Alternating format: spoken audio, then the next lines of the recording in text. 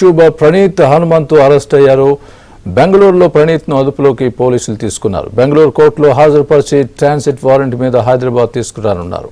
ప్రణీత్తో పాటు మరో ముగ్గురిపై cyber security bureau కేసులు నమోదు చేసింది. తండ్రి కూతురిపై సోషల్ మీడియాలో చర్చ పెట్టి ప్రణీత్ హనుమంతు అభ్యంతరకర వ్యాఖ్యలు చేశారు.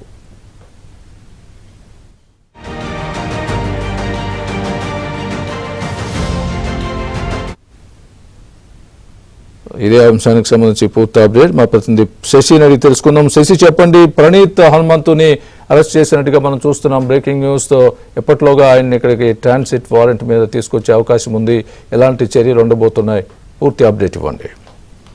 సోషల్ మీడియాలో కొంతమంది వికృత చేష్టలకు దిగుతూ ఉన్నారు. హాస్యం పేరుతో అత్యంత జుగుప్సాకరంగా మాట్లాడుతూ ఉన్నారు. ఇదే సందర్భంలో తండ్రి కూతురుకు సంబంధించినటువంటి ఒక బంధాన్ని లైంగిక కోణంలో చూస్తూ దారుణమైన వ్యాఖ్యలు చేసినటువంటి యూట్యూబర్ ప్రణీత్ హనుమంతును పోలీసులు ఇప్పటికే పట్టుకున్నారు. ప్రణీత్ హనుమంతుతో పాటు మరో ముగ్గురు మీద కూడా కేసులు నమోదు చేశారు. ఎప్పుడైతే కేసు నమోదైందో ప్రణీత్ హనుమంతు హైదరాబాద్ విడిచి వెళ్ళినట్టుగా తెలుస్తోంది. సో ఈ నేపథ్యంలో అతని మీద నిఘా ఉంచిన పోలీసులు ప్రణీత్ హనుమంతును ఈ రోజు అదుపులోకి తీసుకున్నారు. బెంగళూరులో పోలీసులు అదుపులోకి తీసుకున్నట్టుగా తెలుస్తోంది. ఇక అతన్ని అక్కడే బెంగళూరు కోర్టులో హాజరుపరిచిన తర్వాత ట్రాన్సిట్ వారెంట్ మీద హైదరాబాద్ తీసుకురానున్నారు పోలీసులు.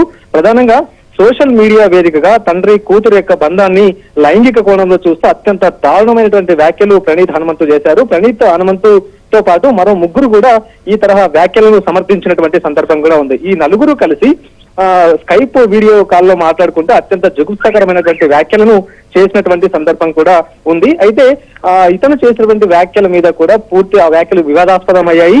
ఇదే అంశం మీద సినీ ప్రముఖులంతా కూడా స్పందించారు.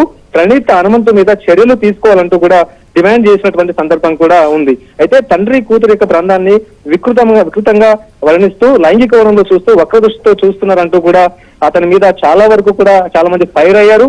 మరోవైపు సాయిధరం తేజ్తో పాటు మంచు మనోజ్ కూడా ఇదే అంశాన్ని ప్రస్తావిస్తూ ట్వీట్లు చేశారు.